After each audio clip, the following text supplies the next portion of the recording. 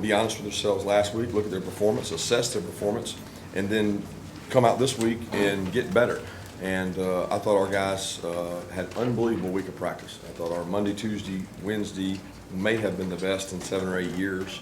I was very impressed with the way they handled the practices, regardless of the opponent, who it was. We needed to practice better than we did the previous week. They did that. Was proud of the energy, enthusiasm, the punt return spike kind of sparked us. Was really excited about that. Muse continues to do that. That provides energy. I think it's kind of like basketball. When you play really good defense, it helps your offense. When you play really good special teams, it helps your offense. So we were able to do that today. A lot of guys contributed. Our goal is to have a lot of guys be able to contribute, and I was proud of that. So a lot of good there. A lot of things we can continue to work on, and we definitely need to do that. Coach, what would you attribute this slow start to? Well, I don't know. Today we took the ball and drove down the field. I mean, we had one play, a third down that we didn't execute, and that hurt us. And Carson fumbling is concerning because you can't have that. The ball got away from him. We harped on that last week when he made the guy miss and scored. You know, the ball came and was not secure. And we talked all week about, hey, if you're going to take off and run, you got to protect the ball, and then it comes out. You know, we missed the field goal, but outside of that, I think we had a 3 and out, and we had a drive stop after that. They were doing a very good job of clock control. They had a plan of shrinking the game. They did that. I would have done the same thing if I was them. They stayed in the huddle till the last 10 seconds. So I think in the first quarter we had 2 possessions, and that's rare when you get the ball first. So really, after the first drive, which we did good things, we only had 1 other possession that quarter. What's the latest on Devon, and how did you think Dan and David played in this play? Well, they both did some good things. They practice every day. They go with the 2s and 1s and roll in there. They do a good job. He has an ankle sprain, and the severity of it, I do not know. I know he could not return. On Muse, obviously you could tell you guys are going on a 31-point run right there. Just in the return game in particular, has he kind of answered the bell for you? I don't want to say y'all struggled the last couple of years. I don't think we're great, but it just seems like a much more out of that part of the game. Well, Ladd's been hurt. He's provided a spark. We trusted him last year. He was Ladd's backup. He got a couple returns. I think he returned a couple against Georgia Tech. He does it every day in practice. He's done it for 3 years and done a great job as a scout team guy. And when you go against the guys you go against at our place, you're going to get better. And, you know, to be honest, I love Muse. He's done a great job. But there's 10 other guys out there that were elite at holding people up. You look across the board, there's Malachi Starks making blocks, Marcus Rosemead making blocks. I mean, those are really good football players that are holding people up out there for their teammate. Coach, when we asked you about the clock change rules, you thought it might take 3 to 5 plays. Do you think it might have impacted what went on in that first quarter this week today? I don't know that statistically, but right now across the country it's taking more than that. It's taking away more plays than that. Nobody really knows why per se. Teams aren't going as fast intentionally. There's been a lot of large margin of victories, which you could attribute that to that. Like the end of the game there, they were just taking all the clock they could. They weren't trying to get the plays. So I think as you get into conference play, you're going to find out exactly how much it's taken away. Kirby, I know we're getting to play running back some in high school. Did y'all anticipate y'all getting to maybe use him in this kind of role for the soccer league? When we signed him, Yeah. no, we didn't sign him thinking that. We came to camp, worked out as a wide receiver. We liked him at wide receiver. He did some really good things. We played all wide receiver last year. There was never a thought of that. It's only come up with the situation we have at running back, and he's provided some explosiveness and showed that today. Kirby, you guys had 3 interceptions in the second quarter, I think. Talking about helping other units of the team. What does that do for the offense when they get the ball back so fast? And I know some of them aren't necessarily how you would draw it up when all caroms off somebody, but it's opportunistic, I guess. Yeah, lucky is what I call it. We didn't create those. I think Malachi's was a great example of, he had a play very similar to that the week before. He didn't make the play, and we talked about, hey Malachi, you gotta those are the plays you gotta make if you're going to get interceptions or turnovers. And he made an elite timing of the ball, jump, caught the ball highest point. Really, really great play. He forced that one. But the others were luck, and you're not always going to be able to rely on luck. You know, it's kind of like the one they got was a little bit luck off the tip ball there with Carson in the second half. So you can't count on those things, but I can say this, we didn't catch the tip balls last week, and we caught the tip balls this week, so we took advantage of the opportunity they gave us. How do you assess Carson's first 2 games? Now, again, maybe the opposition's not to the level we're going to start seeing next week, but pretty pleased with what you've seen out of him in 2 weeks. Yeah, I'm extremely pleased with what Carson's done. He's making good decisions with the ball. There were a couple times today that I thought that didn't occur in the last game where he got flushed or he got trouble and he got rid of the ball, and you can't make it dangerous when he does that. He's got to live for the next play and move on. But he's getting the ball out of his hands quick. He sees the field. He can tell you what coverage it was. He keeps his eyes down the field. Had a max blitz today. We cut a guy free. He stands in there and throws a touchdown to Marcus Rosemead. Not a lot of quarterbacks can do that. So he does a good job playing that position. What happened to him and Dolphins, how they were lose that to the depth of the line? Yeah, he's dealing with he's really been dealing with a foot injury the entire fall camp. So we shut him down, I think it was 2 weeks before camp, and probably 3 weeks into camp. I mean, I don't know how long it was, 4 or 5, that he didn't get to do a lot. He came back, and he was functioning good, he felt good. He felt it a little bit in last week's game. And, you know, we've been advised to shut him down right now, and he'll be week to week, and we hope to get him back. Kirby, how do you evaluate the run game yesterday and through the first couple of weeks? It seems like it's been, up and down, maybe not as consistent as you would see. We'll define the run game for me. And the ball on. Is that a run? It is. Okay, so for me, there's an extension of the run. There's these things they call RPOs and bubbles, and in football now, those are runs because they're run-down calls. So we're running the ball, but we elect to throw it on the perimeter, and we get 5, 6 yards. So to us, that's a running play.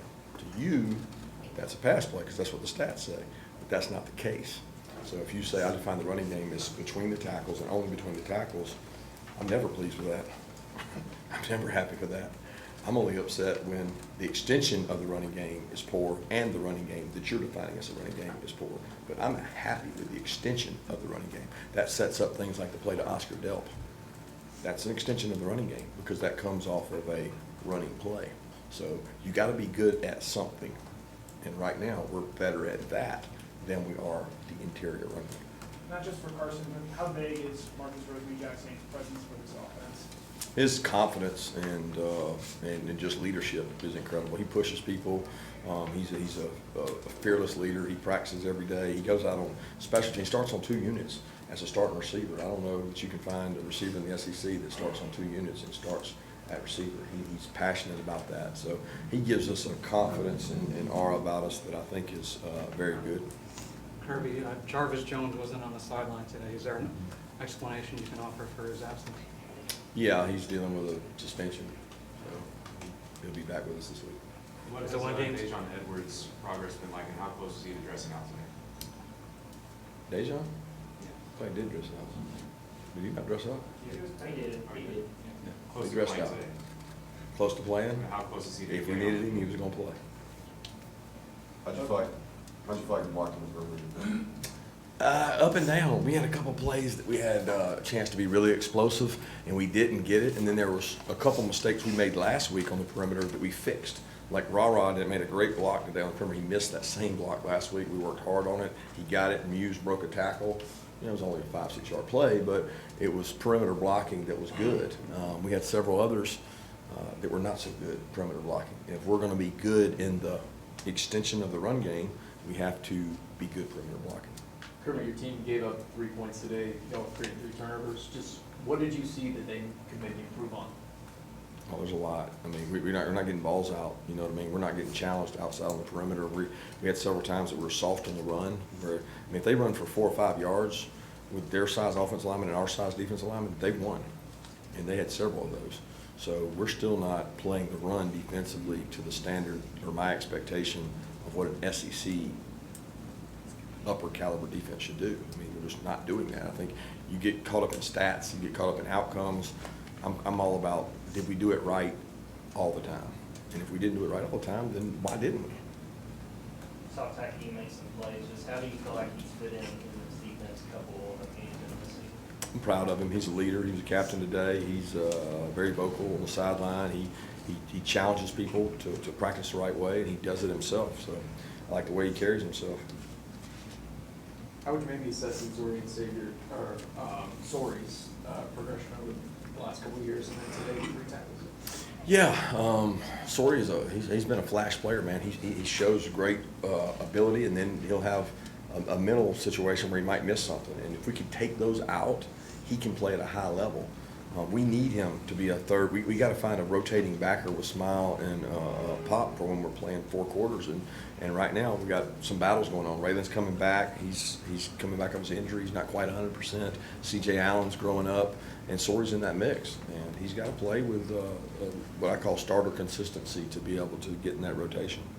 Kirby, I'm curious, why do you believe you had the best practices Monday, Tuesday, Wednesday you've seen here? Because we got some great kids, some unbelievable leaders. You know, everybody wants to talk about talent and stars and all that. I just, it's hard to measure. I don't know how talented we are, but I know this. We got kids that care. They were bothered by the fact last week we didn't have our best practices. They had a really physical Tuesday practice, a great energy on Wednesday, and a good focus on Thursday. So we got better. Like we got to go against ourselves, and it's a pretty good opponent when you get to do that. No live McConkey, is it more the same with him with that back injury still? Yeah, it's still bothering him, and we're fighting to get him back. And I know he's as frustrated as anybody because he certainly wants to get back. What about Austin Glass? He's dealing with a high ankle sprain, occurred in practice, so he was not available. And I'm sorry, it was MCL, not high ankle sprain, but he's MCL, and hopeful to get him back. We think it might be next week or the following week we get him back. Coach, when we talked to Tyke about the interception, he mentioned that just before that, with that timeout, that Coach Schumann had kind of notified them of what might be coming, and that's what ended up happening. I'm curious how often that happens with the defensive coordinator. If you're a good one, a lot. You know, if you can predict it, call it, understand it, know what a team's doing. I think that's part of the gamesmanship of being a coach. Is you're trying to anticipate what the other people are doing, and you gotta be right 20-30% of the time, and then when your 70's off, you still got to be able to function. You can't have big misses. And Glenn does a great job. He prepares really hard. He watches tape. He can tell you every tendency they have. And good teams, you know, you don't get tendencies. You got to play off what they do.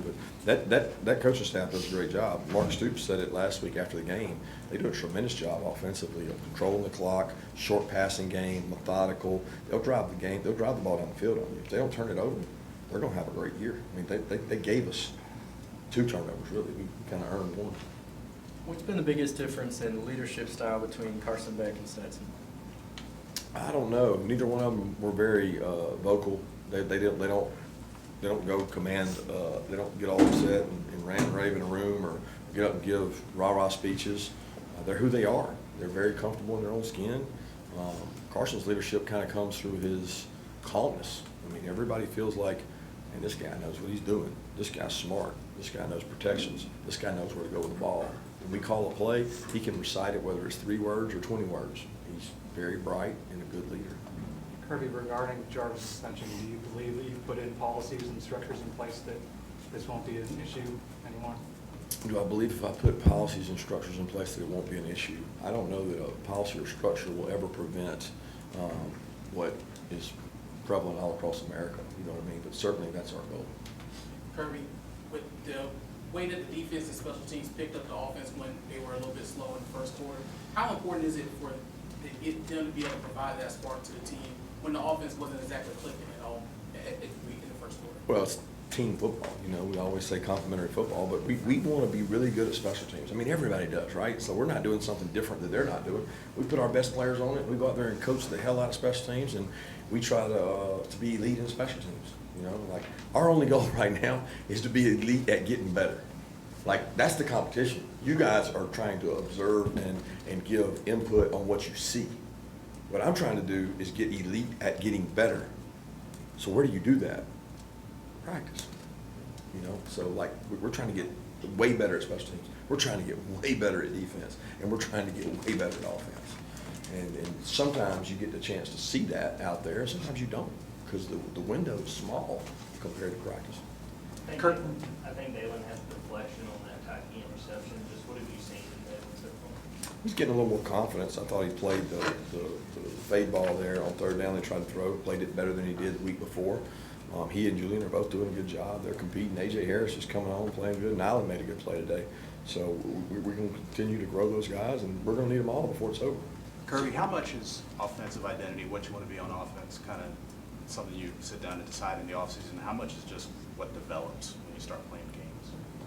Well, I think it's neither. I think it's what you have. So what you have in the offseason might not be what you have in the season, which is what we're learning right now. Because, you know, in spring, we had Dejan, we had Kendall healthy, and right now, we haven't had that, you know. So I think you're always, identity offense comes off what you have. Like, well, who are my players? Who are the tight ends? Are the tight ends the guy? The receivers the guy? Who are the guys that you can get to touch the ball? What we've been really good at is spreading the ball around. I think we did that again today. You know, we're not sitting there throwing it to one guy all the time. We're throwing the ball to a lot of guys, and we have ways to get touches to guys. And a lot of what we do offensively is dictated by where the defense is. If it's this look, we're doing this. If it's this look, we're doing that. And you take what they give you. So I don't know if that answers your question. What was Kristen's injury and what have you been able to? I don't know. I didn't ever find that out. I went over to check on him, and actually it never hurt him. So I don't know. I thought it was his knee, but I don't know if he's cramping or his knee. I don't know. What kind of confidence is Robert Robinson getting to begin to? I thought he made some people miss today. That's a trait. The number one trait of a running back is secure the ball, make people miss. Can you secure the ball and can you make people miss? And that's what we need out of that position. I thought he had a couple times a day. He's getting a little more confidence. He bounced the ball out. He made some guys miss. He made a cut on the touchdown run. I'd like to see him run behind his pads a little better for a big man, but he did some nice things. Kirby, looking ahead to next week, Georgia and South Carolina have played each other for 30 years in a row. Next year, they're not on the schedule for you guys. So what are your thoughts on the future scheduling of Georgia and South Carolina games, knowing how much it means to people in the two-state, and your thoughts on the rivalry in general? I'm looking forward to the rivalry. I mean, I think it's a great game. It's one of the, the big ones for us every year because it's a state that's so close to us geographically. But as far as the scheduling, it's the last thing on my mind. I know you guys make a big deal about it and the passion of the fans, but for me, I'm worried about who we play next. A couple of the defensive players said they've been happy with how the defense is flying around so far and the energy through 2 weeks. Is there a way you evaluate that as a coach just overall? What are your thoughts on that kind of run? I don't think we've really been tested. I think it's, if anything, I would say I was disappointed in the adjustments we made. That guys didn't carry those adjustments over. So Coach Schumann comes over and says, hey, next time they do this, this is what we want to do. And it's like the little game memory. When you pick the little card up and you see the cherries, and then you go over here and you pick the little card up, and then you got to put it down. You got to remember what was where. Like, what was that? Where was that at? So we got guys that can't play memory good because we tell them on the sideline, this is what we want you to do when this happens. And then they go out there and they don't do it. And then they give up a 9-yard play. And everybody goes, oh, golly. Man, Ball State got 9 yards on the Georgia defense and make a big deal about it. And we just had a teaching session over what you should have done and you didn't do. So we have to play memory better if we're going to be any good at defense. Take 2 more questions. What is it about Gabe Harris that's earned snaps through a position change? Sorry, what? Gabe Harris, what has helped him earn as many snaps as he's gotten through the position change? Position change. From outside linebacker to defensive line? No? Yeah, I mean, he's doing both. He's not a wholesale defensive lineman. With Ty being injured, we've repped him there more, but there is no difference in that position when we're in our 4-down front. So he's a defensive end 50-60% of the time. But he's different sometimes when we're in an odd front. But as far as playing more, that has to do with the score right now because we play those guys based on can they play winning football. And right now, when we get a lead, we want to get him. He plays really hard. Like he goes over on the scout team and he plays really hard. He has a high motor. And we want to reward that high motor with playing time, but he's got to earn our trust to play what I call meaningful minutes. Kirby, how does Kendall know in terms of, is he closer to 100% or? I don't know that. I think you'd have to ask Kendall that. I thought that he was much better this week. His stamina was better. His energy was better. I don't know. I can't sit here and say that he was 100%, 95%, but he was in better shape, and I know he felt a lot better coming into the game.